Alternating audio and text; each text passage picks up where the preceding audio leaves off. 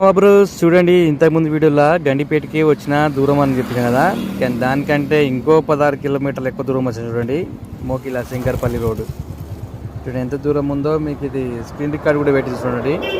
Pickup అయ్యేటప్పుడు screen record పెట్టిన నేను 1 కిలోమీటర్ తగ్గింది ఇంకా. కాకపోతే వస్తుంది చూడండి, ఇగో 16 కిలోమీటర్లు ఉంది. ఇంకా మళ్ళీ రిటర్న్ అవుతున్నా. మళ్ళీ నేను వచ్చేసిన, డ్రాప్ అయిపోయింది ఇది చూడండి. ఇగో అన్నీ ఎవరు ర్యాపిడో అని చెప్పి బాగా కామెంట్లు పెడుతురు. ఇగో ర్యాపిడో చేస్తున్నాయి. అలా గణిపేట దగ్గర ర్యాపిడో ఆన్ చేస్తే వేసిండు. 16 కిలోమీటర్ అసలు రావద్దు అనుకున్నా.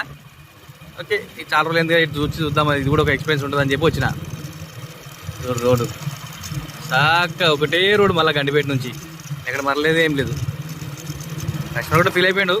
ప్రాబ్లం ఉంటే క్యాన్సిల్ చేసుకున్నా, మళ్ళీ నేను వేరే వెళ్ళిపోతాలే అన్నాడు. కాకపోతే ఇక మనకు కూడా ఎక్స్పీరియన్స్ ఉంటుంది కదా. నైట్ అసలే సండే, ఆదివారం ఆగమాగం అవుతుంది, ఆర్డర్లు ఏం లేవు.